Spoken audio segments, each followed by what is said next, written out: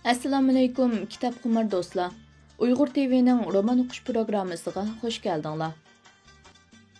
Töven sizlarga yozuvchi Habibulloh Abdumitning Muz tutgan daryo nomli romanining 21 qismini anglitishga boshlaymiz.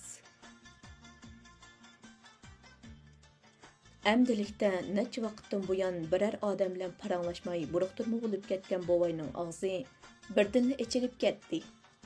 O'zining qarashlarini yo'lda nimalarga diqqat qilishning lozimligi to'g'risida qozilik qilayotgandek kesib so'ylayotdi. U so'zini davom qilib, bizda nikoh g'oyib, rizqi g'oyib, safar g'oyib degan gap bor. Safarda oldingi nimalarning chiqadiganligini safarga chiqmay turib bilolmaysan. Xuddi burun bundaq bir safarga chiqadiganligini yetti uxlasang tushunga kirmagandek. Yo'l ustida nihoyat hushyor bo'l.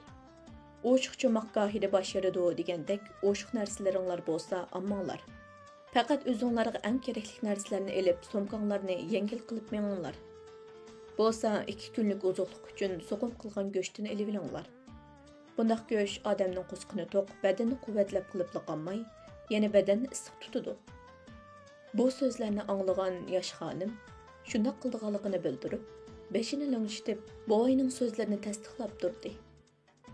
Demisimi bovay tabiat ato qilgan kuchga, umrida yiqqan tajribalarga va o'z e'tiqodiga tayanib mush kunlarga yetib kelgan edi. Bovay amdi aqli kelgan o'ylarini eg'izdan bir-birlab chiqarishga tirishayotgandek qiladi. Bovay yana so'zini davom qilib, "U yoqqa tutib olsanglarla yetimsirmaysizlar. Sen bilsa qizim, u yoqda urug' tuqqanlar ko'p. Ular sizlarning iltijoringlarni himoyasiga oladi. Onun üstüge sen uyaqlarga barğan, yarkentik tuqqanlarning hammasini degidek tunuysan. Qizim, yaqı yurtlarda darmahal xashligidek pul joylab oldinglarmi? Yani shunimi eson tutqinki, uyaqtikilar urug' tuqqandan bekroq dollarni tunuydi. Ularning ba'zilarining tilimi dollar, imonimi dollar, dollarning oshmaydigan eshigi yo'q. Ayni chaqda men tuqqan yo'qlab chiqqanda, mana shunaq ta'sirotga ega bo'lib qaytib kelgan edim. Şu vəcidən bu sözlərini yana sening esingə sap qo'yishni loyiq topdim. Bovayning samimiy gaplarini anglab o'tirgan yosh xonim, "Shundaq bova, sen bu ishlardan g'amimsan bo'ldi. Men o'zimizga yetib oshqidek yo'llarni taqilib mangdim.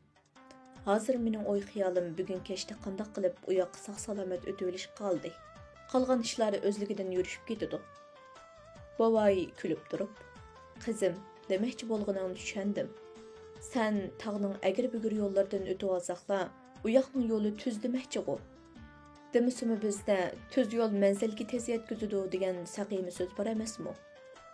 Bovay bu gaplarni devatqanda, ustungi va ostinqi kalpuqlarning harakati go'yo ujmi yupurmiqi yeyotgan pili qurtning og'zining harakatiga o'xshab ketgan edi.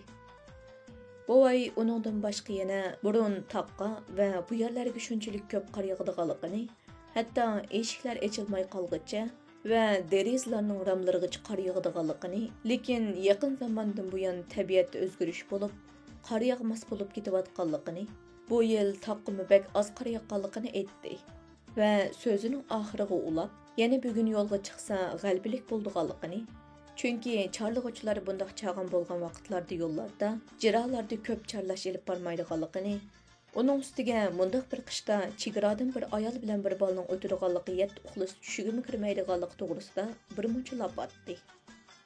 Yanada o'ltirgan bolaning amdi ichi siqildimi? Va yoki bovayning gaplari ta'sir qilib sal ansizlikka tushib qoldimi? Bunisi noma'lum edi. Shu damda bola o'ltirgan joydan keyniga asta surilib, orqasidagi yostiqqa beshini qo'ydi. Orqadanla ikki qo'lni giralashtirib, beshining ostiga qo'yib, sal egilgan so'l putining ustiga o'ng putini almashtirib qo'yib, bajoyiki oydinda o'mi o'rib, beli og'rib ketgandan keyin o'ngdisiga yetib orom olgach, osmondagi son-sanoqsiz yulduzlarga qarab xiyol surayotgan dehqondek, uyning to'risiga qarab bir nimalar ustida fikr yurgizishga boshlagan edi. Boy bo'lsa yana tog'ning g'arbiy tarafga o'tganda qilishga tegishli ishlar to'g'risida so'zlab, "Qizim, chet elga yetib borganda hargiz shuarvozlik qilmay, dehqondek amaliy ish qil. Shuhratparastlik yo'liga kirib qolishdan zinhor saqlan. U yo'lga bir kirdingmi, chiqolmaysan. U yo'lning oxiri yo'q. Shu yo'lda umring behuda o'tib ketmasin. Faqat Asiyoding tinimsiz mehnat qilib, o'z xalqing uchun xizmat qilish bilan birga, balangni yaxshi tarbiyalashda bo'lsin. Hargiz ko'p pul topaman deb avara bo'lma. Kapitalistik davlatlarda hamma o'z tongning beshidan mirab bor. Hargiz yolg'on ishchi bo'lib ishlama. Ular ishchini qandoq ishlatib, uningdan qandoq naf undirib olishni obdan bildigan haq. Sen o'qigan birisi bo'lganliging uchun amal bor aqliy xizmat qilishga tirish.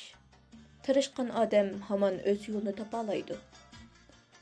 Moddiy manfaatni deb o'zingga bo'lgan hurmatingni yo'qotib qo'yma. Aşı ko'zlarni qamashtiradigan kapitalizmning javohiratlari ruhingni changalık kirgizilishdan saqlan. Agar kim bu ishlarning ustidan g'olib kelsang, adabiyot o'qigan bir muallima bo'lgandan keyin navbat kelganda yaxshi bir yozuvchi bo'lib qolishing mumkin. Yozuvchi bo'lish ulug' bir ish. Payg'ambarimiz qalam dunyoning izzati va oxiratning sharafidir degan emasmi? Ha rost, seni qo'yniga olgan davlatga sodiq bo'l. Beshinchi kun tushganda boshpana bo'lgan davlat uchun umringning oxirigacha xizmat qilishni unutma. Hargiz bekor yetib olib, og'zida lop etib bir ish bo'lsa, vatan uchun xizmat qilyapman deb sho'rvozlik qildigan non qepilardan bo'lib qolma. Ishlab turib, o'z joningni jon etib, ondan vatan uchun xizmat qil. Shundoq bo'lganda ham o'zingga, ham boshpana bo'lgan davlatga yuz kelalaydigan ishni qilgan bo'lasan. Balangni yaxshi o'qit. U cho'ng bo'lganda o'zining millati uchunla emas, butun insoniyat uchun xizmat qildigan yaramli odam bo'lib yetishib chiqsin. Navbati kelganda balang ozroq moddiy manfaatni deb, o'zini o'qitib yaramli odam qilgan davlatidan hargiz voz kechmasin. Almoqning barmiki bor. Shu vajidan qaysi davlat uni o'qitib odam qilgan bo'lsa, shu davlat uchun xizmat qilsin. Men yuqorida dedim, pul hamma ishni osonlashtirgan bilan hamma narsaga qodir emas. Odamga eng kerakli narsa ustun bir ruh. Har zaman qalbingda eringning yeri bo'lsin. Qalbingdagi eringning o'rni vataningdan ulug' bo'lsin. Zaman va makonning hech ahamiyati yo'q. Qalbing va aqling umidingga xizmat qilsin. Qizim, shundoq bir kun keladiki, u chaqda yolg'iz bizlar emas, balki Xanzu xalqimi Jungo Kommunistik partiyasining hamma narsasini yolg'on deb cho'qon ko'tarib, ko'chalarga chiqib vaqiraydi. Ana shu chaqda sizlar mushu vatanga qaytib kelishinglar mumkin. Lekin u chaqda men yo'q. Men allaqachon oxiratga safar qilgan bo'laman. Shu chaqda mening qabrimni izlab tepib, ustiga kakuk guli tikib qo'yinglar. Kakuk guli qurg'oqchilikqa chidamliq. Yildizi ham cho'ng. Hem yer qatlamining tegi cho'nqur yıldız tartadigan gül. Ushbu gülning yana bir alohidaligi shuki, har yili bahorda o'zligidan o'sib, yashnab, zangar rangda echilib, kishining ko'nglini lol qiladi. Ba'zida men kakuk gulni o'zimga o'xshataman. Men mush yezda tug'ildim. Bir umr mush yezda yashadim. Bizning ajdodlarimizmi mush yezda umr bo'yi mo'risidan ketmay tushirmay o'tgan. Men ham shundoq o'tdim. Bu yurtning etiz eriqlarida, tog' daryolarida, dal daraxtlarida, har bir tup giyohlarida ajdodlarimizning ajri bor. Mushu zaminni mushundoq gulguliston qilib yashnatgan Uyg'ur dehqonlarining qon tari. Mazkur zamin bizning va mangu bizning bo'lib qoldi. Bu haqiqatni hech qanday bir kuch o'zgartirmaydi. Dal mush vajidan mush yezda vafot bo'lishni to'liq orzu qilaman. Kim chin yuragidan bir narsani orzu qilsa, uning orzusi cho'qim amalga oshadi. Men yashaydiganimni yashab bo'ldim. Men Luqman hekimdek uzun umr ko'rishni xohlamayman. Endi yana yashashning hech qanday bir ma'nosi qolmadi. Vaqt soati kelgan chog'dagi o'lim men uchun eng go'zal o'lim hisoblandi. Bu jahonning texmi eski chog'larini ko'rish kiroyim yo'q. Endi oxiratga safar qilishimning zamoni keldi. Dal mushu payt men uchun eng muvofiq payt. Keyin qolsam jastimni ko'madigan yermi topilmasligi mumkin. Hozir bo'lsa har holda meni ko'mgidek yer bor. Men o'lganda mushu yurtning ostiga ko'milaman. Buningda shak yo'q. Kakuk guli mushu yurtning tuproqlariga cho'nqur yildiz tortgan. Umu mangu mushu yurtning giyosi. Mushu yurtning muattar gullari. Mangu mushu yurt chiroyli echilib turdi. Navoda men ana shu kakuk gülüge o'xshagan bo'lsam, albatta sizlar kakukka o'xshagan bo'lsizlar. Sen yo'ldashingdan, o'g'ling dadasidan ayrilib hijron dardida hasrat bilan ömrünglarni yaq yurtlarda o'tkazsalar. Haras, dunyoda faqat o'si yo'q qush, faqat kakuklar. Kakukning o'si bo'lmaydi. U tuxumlarni boshqa qushlarning o'siga tug'idi va shu yerda bostirib, shu yerda boshqa chiqaradi. Ya'ni demoqchi bo'lganim shuki, sizlar bu yurtlardan ayrilib, erkinlikka erishganinglar bilan mangu kakukdek usiz o'tisizlar. Xalqning yurti sizlarga haqiqiy u bo'lolmaydi. Baribir yot ellar xalqning o'zi.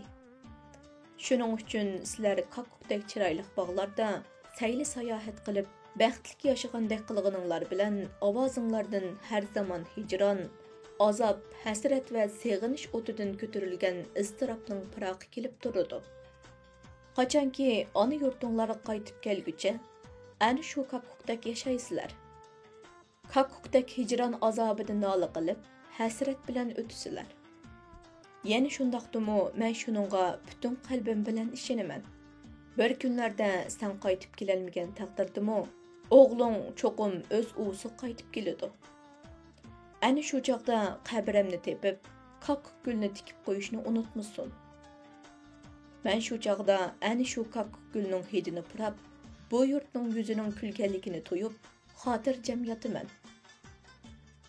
Bovay haqiqatan ulug'vor ideyalarning posiboni bo'lmish faylasuflardek so'zlab ketgan edi. Lekin hasratlari yanada ustunlikni egilib turadi. Eg'izidan chiqayotgan so'zlardan bo'ronda qolgan shivoqning ovozidek alamlik ochiqning tovushi anglanib turadi. Bu so'zlar bovayning hayoti bo'yicha o'qigan, anglagan, ega bo'lgan hayot tajribalarining xulosasi va barliq nadomat azobining mujassimi, shundaqla xotimasi edi. Biz nimala demayli, bu so'zlar haqiqatan bovayning real masalalarni ko'zda tutib aytgan yurak so'zi va eng oxirgi nasihati edi. Uning so'zlari go'yo puchak shimishkidek meg'izsiz bo'lmasdan, shu tapning o'zida yosh xonim og'ziga selib, chaynab yutib etish ko'zi qiymayotgandek qilib, qo'lida tutib turgan badonning meg'izidek donliq takamullashgan so'zlardan edi. Bo'libmi so'zlardagi har bir jumlaning orasida odamni texmi jiddiylashtirib etadigan, o'yga soladigan judolik hasrat bor edi. Mana bu hasrat yosh xonimning qalbiga juvaldurasdek sanjilgan edi. Yana shundaqdimi bovayning uzun vaz nasihatlarini ko'ngilda yungurib, qat'iy qarorga kelgan edi. Shunga u bovasining gaplarini astoydil angladi. Bovayni xotirjam qilish uchun beshini silib, eg'izidan chiqqan har bir so'zni tasdiqlab o'ltirdi va parishon ko'ngli erkinlik quyoshining nurida yurishga boshlagan edi.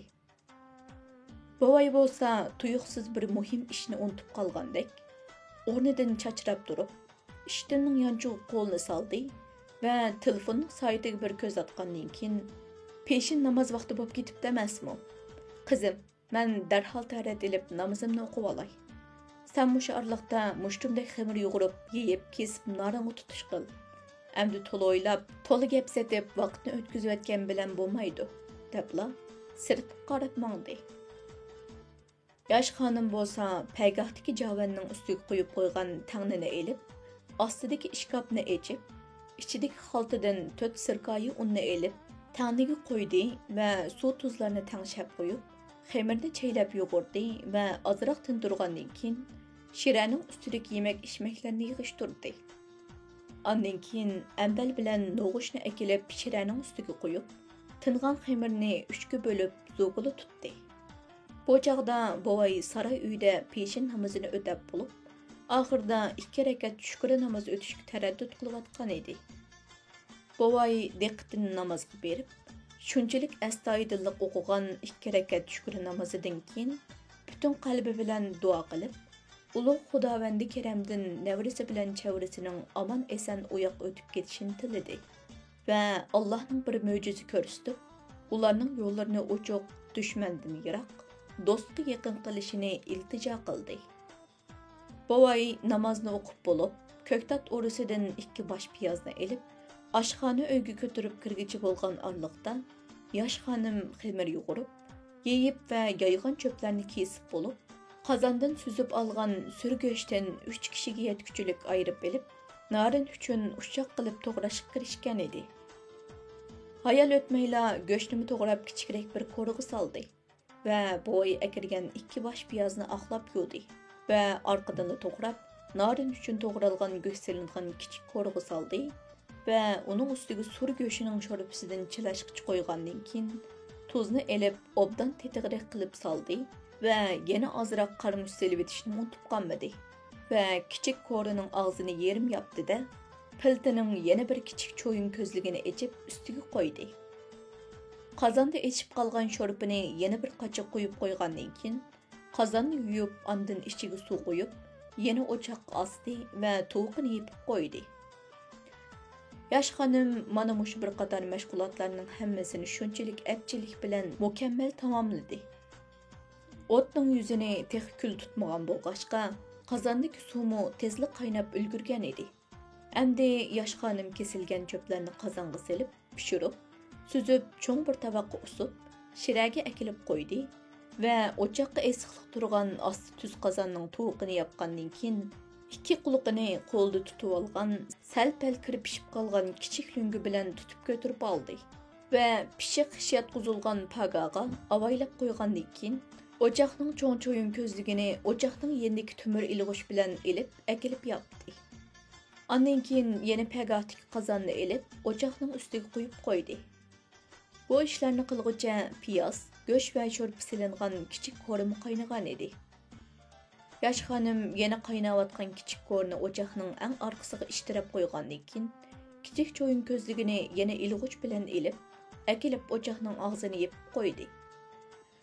Ondan kichik qo'rdagi tayyorlangan go'sht, piyoz va sho'rpalarni cho'mich bilan obdan aralashtirib etgandan keyin javanning bir chetiga qo'yib qo'ygan kichik lungining biri bilan kichik qo'rining bir qulig'ini tutgan peti shiraning yeniga avaylab ko'tarib opirib, shiraning ustida xo'r chiqib turgan tovoqdagi cho'pning ustiga yana bir qo'ldagi cho'mich bilan usib ilib qo'ydi. Sho'rpaga chilishib turgan cho'pning ustidagi go'sht bilan piyoz va qarmushning puraqi xo'r bilan birga yuqoriga ko'tarilib uyning ichini mazalik puraqqa cho'mkib etgan edi. U vaqtcha balimi o'ngtisiga yotgan peti uzayotgan xiyol dengizlardan sho'ng'ib chiqib, shiraning yeniga surilib keldi. Bovaymo shiraning yenda chozi qurib o'ltirdi. Mazkur tushlik g'izo bovayga nisbatan Hazrati Isoning muxlislari bilan yegan eng oxirgi g'izosidanmi ahamiyatli g'izo hisoblanadi. Bovay nevrisining o'z qo'li bilan yugurib, yeyib kesib, pishirib, suzib elib oldiga akelgan narinni bir qo'shiqdan po'ylab turib oldirmay og'ziga selib, go'yo muqaddas bir narsani yeyotgandek yeyotadi. Narinning suyini bo'lsa, go'yo kasalga shifo bo'ladi deb butun bir jamoatning duosini qetib akelgan demidini ishgandek, shunchalik avaylab, pamlab ishmakda edi. Ba'zining qiliqlarimi buvayninkidan qilishmaydi. U nipiz lavlarining kuyib qolishidan ansirgandek qilib, qo'shiqdagi luqmani oz-ozdan og'ziga selib chaynab, avaylab yutib. Yosh xonim bo'lsa, ushbu g'izoning bo'visi bilan birga o'ltirib yegan eng oxirgi g'izo bo'lib qolganligini bilgachga ishtihosi toza yo'q edi. Nemishqidir bir pas bo'visi qarasa, bir pas o'g'liga qarab, go'yo uzun bir arqonning qaysi uchini tutishni bilmay gangirab qolgan odamdek, og'zidagi go'shtni seg'iz chaynagandek chaynab o'ltiradi. Kallasida bo'lsa, yerim uchuq, yerim tutuq bir narsalarni uzib yuradi. Ko'ngli yerim bo'lib, go'yo dengizga cho'kkan langardek, eg'ir g'am qayg'u dengiziga borgan sari petib ketyotadi. U bir chetdan o'g'lining baxtini o'ylab chaqqanoq yo'lga chiqishga aldirayotgan bo'lsa, yana bir chetdan bu dunyodagi yagona boshpanoyi hisoblanadigan bo'visini g'ilvat yezig'i yolg'iz tashlab qo'yib ketishga royi bormayotgan edi. Ana shu bitmas tugamas ziddiyatli xiyollar kallasini uzluksiz qo'chiyotganda, bovay yana so'z ochdi. "Qani qizim, tomoqni sovutmay ichdik kerak-ya. yo'lga chiqadigan vaqt bo'ldi, dedi. Yosh xonimmi kesibla o'zining to'yganligini aytdi. Buning bilan bovay qo'lni duoga ko'tardi va ona bilan bolami bovayga agishib duo qildi. Tamaq duosidan keyin bovay o'zining darhol otni egildan olib chiqib, harbiga ketib turdiganligini aytdi. Arqadanla yana yosh xonimga pishirilgan surgo'shining hammasini yo'lda yeyish uchun elib olishini ta'kidlab, o'rnidan turdi va yana o'zining ozroq qizi tayyorlab qo'yganligini aytib, sirtqa chiqib ketdi. Yosh xonim shiraning ustini yig'ishtirib, qoch qumushlarni yuyib, saramjonlashtirib o'tgandan keyin echib qolgan surgo'shini to'g'rab, bir plastik qochaga soldi va og'zini mahkam etgandan keyin ikki tal qo'shiq bilan birga kichik bir xaltaning ichiga selib, ondan so'mkasiga qo'ydi va uyning ichiga yana bir qurqarib o'tgandan keyin o'g'lining usti beshini kiygizib, o'zimi rastlandi. Dal mush chog'da bovayning ovozi anglandi. Bovay ho'ylida at harvisini taqilib bo'lgan edi. Yosh xonim o'g'lini elib sirtqa chiqish bilan tang, bovay bir narsani unutib qolgandek, aldirabla peshayvonning ustiga chiqib, eshikni ochib uyga kirdi va to'ydagi sandiqning ustiga qatlab qo'ygan astarsiz juvini elib, qo'ltig'i qisqan peti talog'i elib chiqdi va harvining qishida qarab turgan ona va bolaga qarab turib, bu juvini elib olishni unutib qolgan tasqaptiq emasmi? Bunda qishning kunida bu juva toza asqatudi. Harviga o'ltirganda ustinglarga yepinchi qilib olsanglar to'ngmaysizlar, dedi. Va juvini akilib, harvining bir chetiga qo'yib turib, "Qani, vaqt keldi, harviga chiqinglar", dedi. Yosh xonim bilan bola so'mkalarini harviga qo'yib, o'zlarimi ustiga chiqib, obdan joylashib oldi va juvini elib putlarining ustiga yotgandek yapdi. Bovay darvozani ochib, etini haydab talog'i chiqdi va orqadanla darvozani sirtdan asta etib qo'ydi.